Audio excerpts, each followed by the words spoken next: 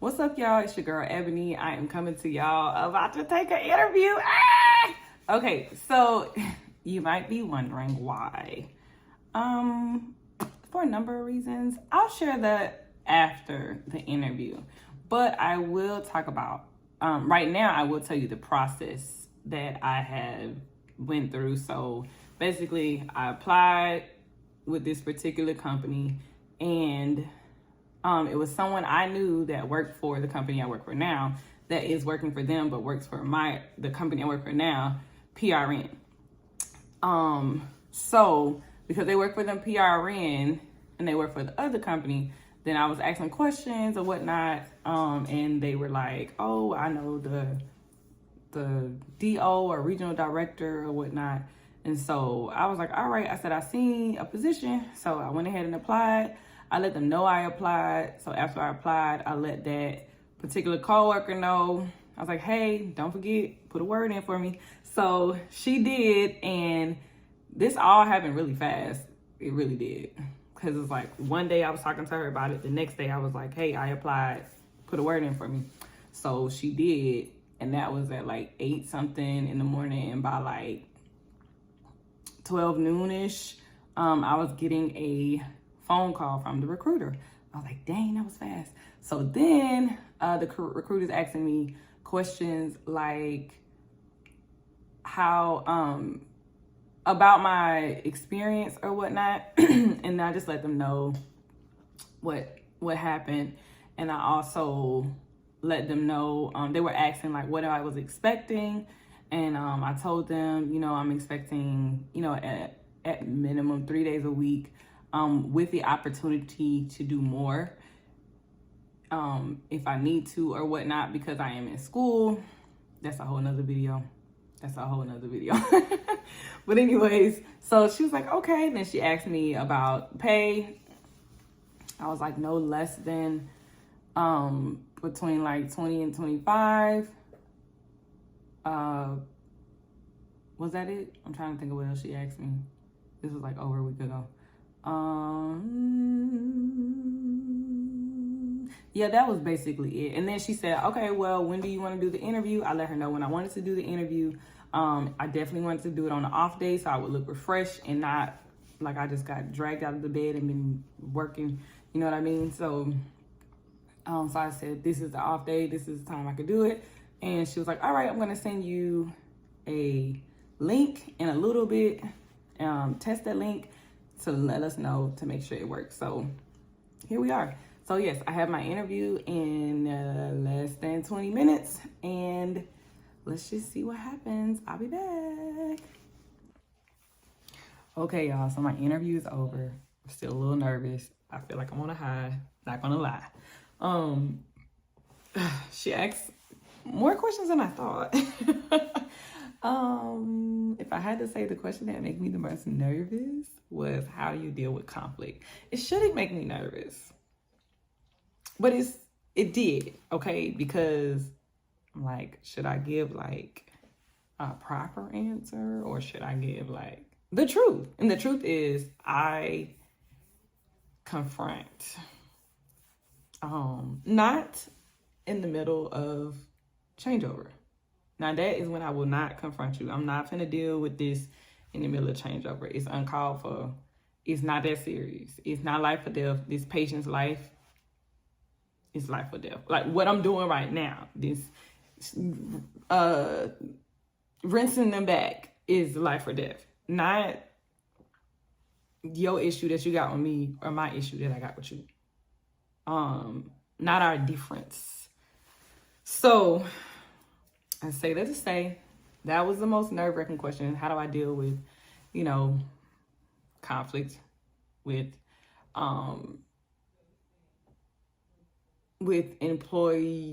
coworkers? And I started off, I was like, honestly, it depends on when it happens. And I spoke about how, incidents that did happen to me where someone legit slick kind of pushed me out the way. And I just was like, okay. And I just stepped back and then I did address it later. And I told them I didn't appreciate that. So it's like, And I talked about how like that created an invisible boundary between us. Like you know how to treat me, because you're not just finna do that. Because for whatever reason in dialysis, or I think the medical world in general, people like bullies, people that was been bullies, they get these jobs as a tech or as a nurse. And for whatever reason, they try to bully you. And I don't take lightly to that. I don't take well to that. I know how to handle it. But I definitely won't handle it in front of the patients, because it's gonna be a show. It's gonna be a full out show. She also asked me one question about like, if she had to talk to my other managers, what would they say about me being on time? I was like, ooh, only because my first year, I was on time, maybe the first 6 months, and then I was in a toxic clinic and all that, and it was just a lot to where I just wasn't on time like that. But now I can say because that was my first year, when I came back to the clinic, of course there are times, because things happen, where I might have been a little late, but it didn't affect the clinic necessarily. Versus in the past it did, but now I'm not late. Like, so that's good. I'm like, you acting my people down. Like, no, I'm not late. I'm on time. And because I mean, it takes a while to adjust to the schedule. It's one of those things that honestly, if you're struggling with, you have to communicate with your coworkers. Like, I got this one coworker, I know he might be late. Like, so if anything, I will call him. Like, if I see him on our schedule for the day, I will call him and be like, where you at? And I can hear him in the car. I'll be like, oh, I hear the car. Okay. Like, I don't penalize. And most coworkers, like, that's what they do. They penalize. Now I'm going to say something, but I'm not finna, like, hound them or hound them. Not necessarily him, but hound them about it, because things do happen and you don't know what's going on in someone's personal life. I had a lot going on at that time. I was dealing with trying to get a divorce. It was a lot. It was a lot going on in my life around that time. So I understand you gotta have compassion, because people are human. Anyways, the other questions. Oh, pay scale. I did let her know what I said to the recruiter, and she basically said that she asked me if I had any other healthcare experience besides dialysis. And I let her know yes. I did not put that on my resume or in like when you're filling it out. I didn't put it on there, but she told me to go back and do it. So I'm going to do that. I'm working on that now. But I was like, man, it's been so long. Like, I didn't want to do that, but I'm just going to do it anyway.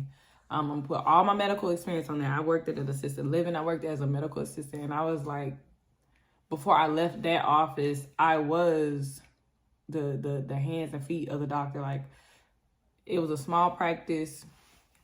So I was literally doing just about anything and everything. I was doing the front office and the back office. I was the only one until she brought someone else along, and I was teaching them how to do what I was doing. And honestly, they were doing it better. So kudos to them. So yeah, there's that. Oh, and then she asked me like, what was the earliest? So this position is a floater position. So she asked me what was the earliest time that I got to work. And I was like, well, my current clinic now, the earliest I can get there is 3:30, and sometimes I will get there at that time. It's been a while, but if I have to, I'll get there at that time. And she was like, oh no, you don't have to get there that early. So that's good. So the time will be 4:15 to 5:30. But I got a feeling that these clinics are gonna be, most of them are gonna be probably an hour away. Which, I mean, it comes with the territory, it comes with floating. There's one clinic that I go to now that's what it is. Like, it's an hour away. Now it's the coming back home for me. They usually be a little, that's what I should have asked. Like, what time do they close? What time they typically get out? But it is what it is. I want to float. I chose a float position over travel because travel to me can be up and down, but float, you're gonna always have a clinic. Even no matter how the economy go, because people are short staffed or whatever, you're gonna have somewhere to go. Versus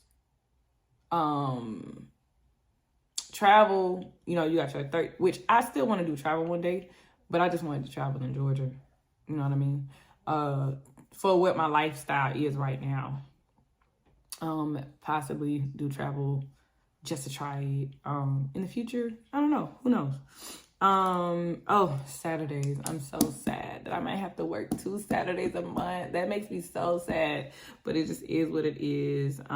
So she mentioned that because I was gonna say, I was like, I asked about the days of the week, like, are the clinics 3 days or 6 days? And she said it's a combination. So I was like, ugh, but it is what it is. I mean, honestly, in looking at another clinic, you have to think about sacrifice, or looking at another company, you think about sacrifice and the situation of the sacrifice. Does that make sense?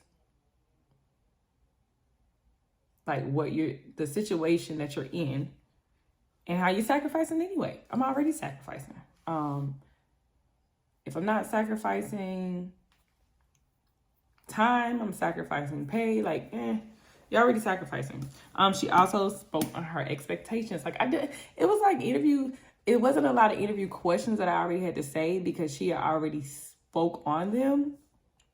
So when it was my time to ask questions, I was like, I don't know, because she kind of already answered the question. So she had already answered the question about expectations.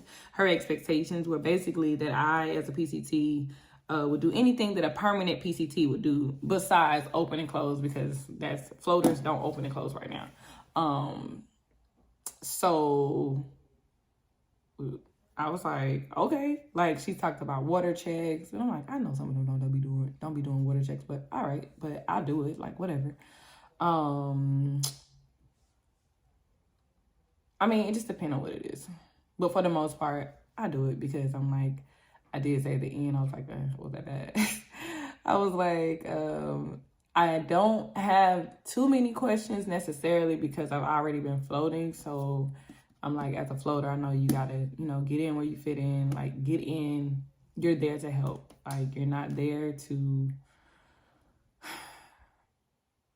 I would say you're not there to make one clinic look like another clinic per se.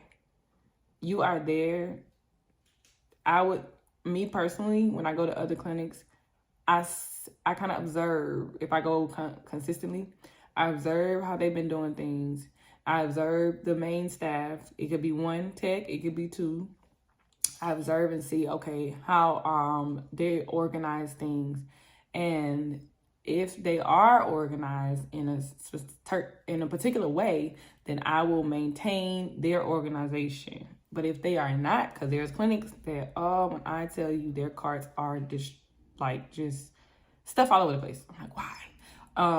Then I will clean up the cart that I'm working on for that day and leave it at that, because I need some type of organization in that. You know what I mean?